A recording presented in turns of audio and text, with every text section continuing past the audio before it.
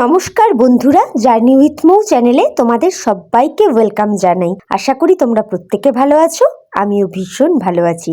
আজ আমি তোমাদের সাথে শেয়ার করব কাতলা মাছের মাথা দিয়ে মুড়ি ঘন্ট। জানি তোমরা এই রেসিপিটা প্রত্যেকেই জানো, কিন্তু আমি কিভাবে করি সেটাই জাস্ট তোমাদের সাথে আমি শেয়ার করব।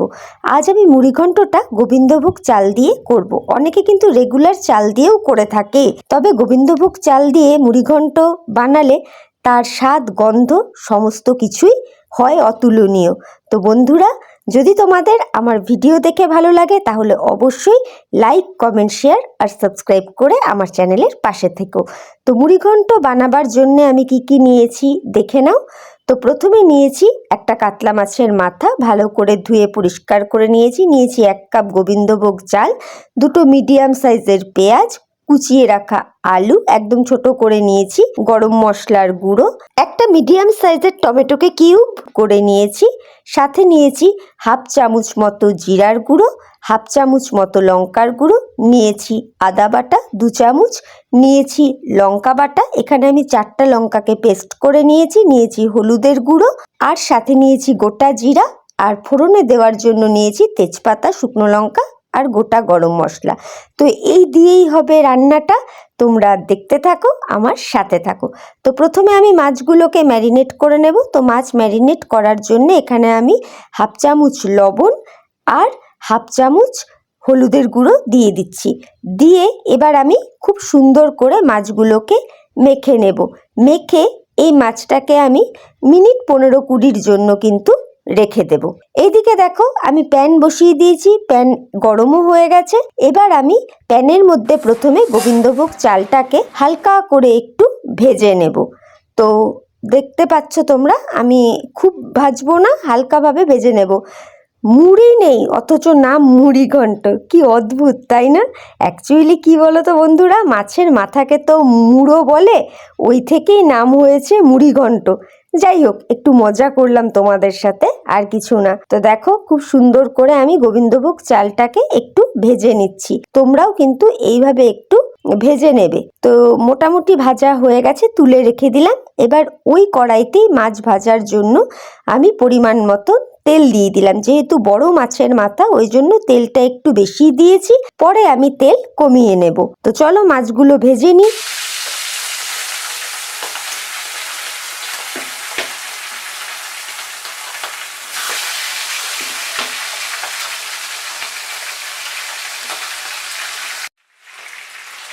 মাছ ভাজা আমার কমপ্লিট, এবার একটা পাত্রে তুলে রাখছি।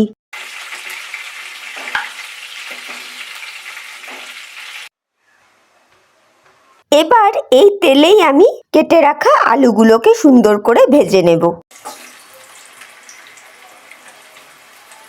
আলুর সাইজগুলো কিন্তু এইরকমই ছোট ছোট করে দিতে হবে, তাহলে দেখতে সুন্দর লাগবে মুড়ি ঘন্টটা।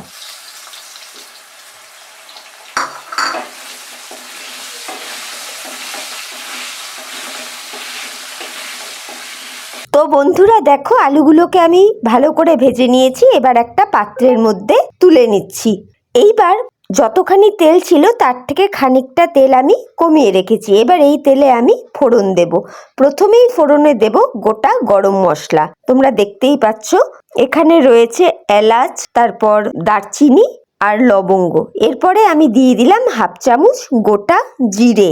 এরপর আমি এর মধ্যে দিয়ে দিলাম 2টো তেজপাতাকে মাঝখান থেকে অর্ধেক করে, আর আমি এর মধ্যে অ্যাড করছি 2টো শুকনো লঙ্কাকে মাঝখান থেকে অর্ধেক করে। এবার এই সমস্ত ফোড়নটাকেই আমি 20 সেকেন্ড মতো ফ্রাই করে নেব।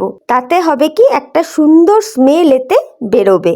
এরপর আমি এর মধ্যে অ্যাড করে দিচ্ছি 2টো কুচিয়ে রাখা পেঁয়াজ।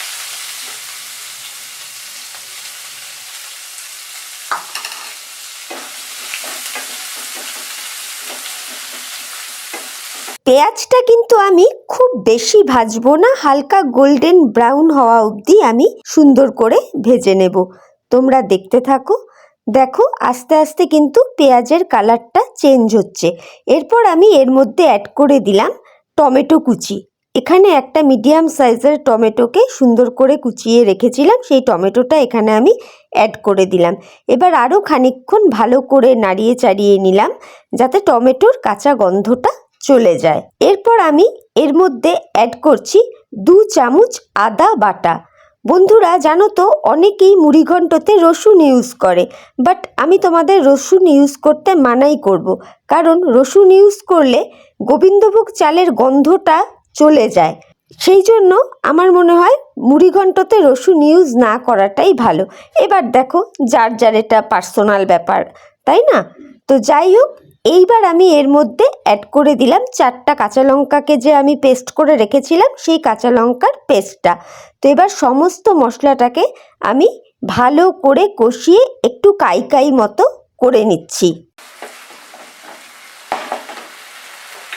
এবার আমি এতে গুঁড়ো মশলা অ্যাড করব। দিয়ে দিলাম 1/2 চামচ লঙ্কার গুঁড়ো, 1/2 চামচ জিরার গুঁড়ো, আর এতে অ্যাড করছি 1/2 চামচ হলুদের গুঁড়ো।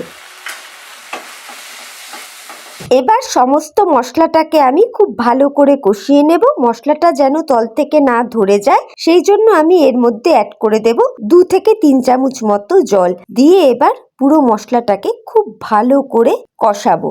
ততক্ষণ অবধি কষাবো যতক্ষণ না মশলা থেকে পুরো তেলটা ছেড়ে আসে। বন্ধুরা, মাছের মাথা দিয়ে কেবল যে মুড়িঘণ্ট হয় তা কিন্তু নয়, অনেক রকমের সুস্বাদু আইটেম কিন্তু হয়। যেমন ধরো, মাছের মাথা দিয়ে মুগের ডাল, বাঁধাকপি দিয়ে মাছের মাথা দিয়ে অসম্ভব সুন্দর লাগে। আমি চেষ্টা করব এক একটা রেসিপি তোমাদের সাথে শেয়ার করার।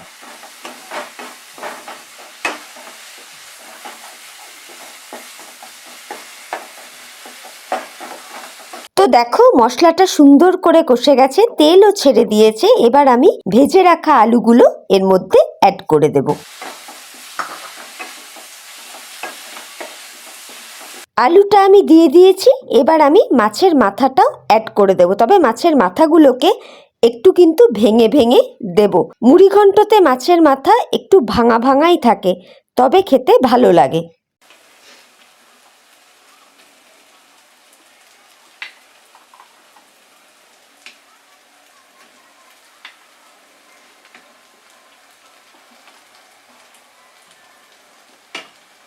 মাছের মাথাটাকে পুরোটা সুন্দর করে ভেঙে ভেঙে আমি দিয়ে দিলাম, তোমরা দেখতেই পেলে। এবার সমস্ত মাথাটাকে মশলার সাথে আরও খানিকক্ষণ আমি ভালো করে ভেজে নেব। এই পর্যায়ে আমি 1/2 চামচ মতো গরম মশলার গুঁড়ো এর মধ্যে অ্যাড করে নেব। পরেও আরেকটু গরম মশলার গুঁড়ো কিন্তু আমাদের প্রয়োজন হবে। এবার মশলাটাকে খুব ভালো করে কষাতে হবে। তো তোমরা দেখতে থাকো বন্ধুরা, আশা করি তোমাদের ভালো লাগবে। আর অবশ্যই তোমরা বাড়িতে রেসিপিটা এইভাবে একবার করে খেয়ে দেখো। তো দেখো, খুব সুন্দর করে কষে গেছে। এরপর আমি এর মধ্যে অ্যাড করে দিলাম ওই যে আমি ভেজে রেখেছিলাম চালটা, সেই চালটাকে।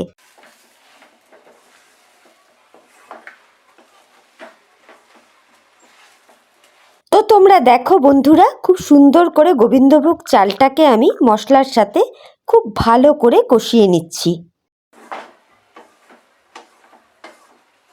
বন্ধুরা, এরই ফাঁকে একটা কথা বলে দিই, এই মুড়িঘণ্টটার স্পেশালিটি হলো কিন্তু গোবিন্দভোগ চালটাকে একটু ভেজে দেওয়া। তো আমিও তোমাদের সাজেস্ট করব, তোমরাও যখন মুড়িঘণ্টটা করবে একটুখানি চালটাকে ভেজে তারপর ইউজ করো।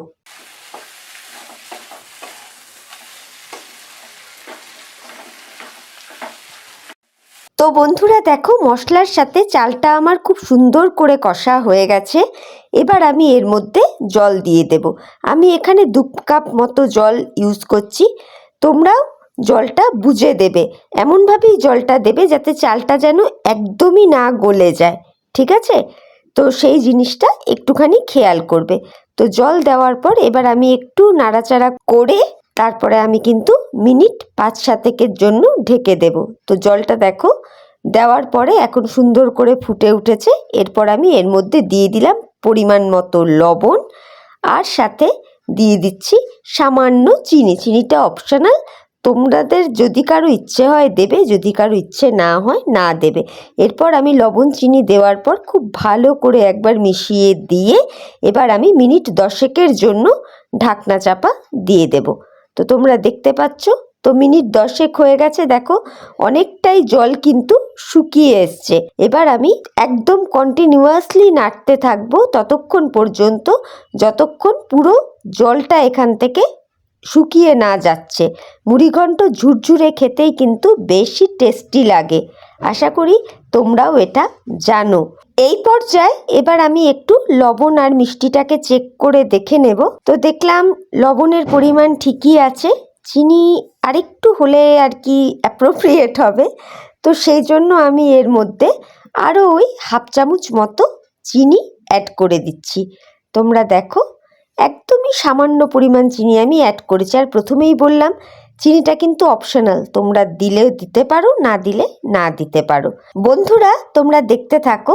এরপর আমি এর মধ্যে অ্যাড করব আরও হাফ চামচ মতো গরম মশলার গুঁড়ো। তোমাদের প্রথমেই বলেছিলাম যে হাফ চামচ গরম মশলার গুঁড়ো প্রথমে দিয়েছি, আর এই যে দেখো এখন আমি আরও হাফ চামচ গরম মশলার গুঁড়ো কিন্তু দিয়ে দিলাম। তারপরে অ্যাড করে দিলাম 1 চামচ মতো ঘি।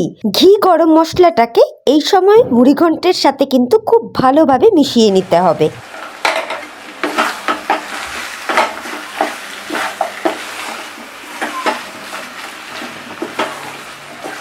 বন্ধুরা ঘি গরম মশলার সাথে মুড়িঘণ্টটাকে মিশিয়ে নেওয়ার পর আমি আরও মিনিট 5 জন্য ঢাকনা চাপা দিয়ে দিয়েছিলাম। তো মিনিট 5 হয়ে গেছে, মুড়িঘণ্টও কিন্তু আমাদের একদম তৈরি। এবার আমি তোমাদেরকে পরিবেশন করে দেখাবো। তো দেখো অলরেডি আমি বেড়ে নিচ্ছি মুড়িঘণ্টটা। তো বন্ধুরা আজকের রেসিপিটা তোমাদের কেমন লাগলো অবশ্যই কমেন্ট করে জানাবে, আর ভিডিও ভালো লাগলে আমার পাশে থাকবে। তাহলে চলো আজকের মতো আমি বিদায় নিচ্ছি। নতুন একটা ভিডিওর সাথে আবার দেখা হয়ে যাবে। ততক্ষণ প্রত্যেকে তোমরা ভালো থেকো, সুস্থ থেকো, সাবধানে থেকো। Tata, bye, love you all.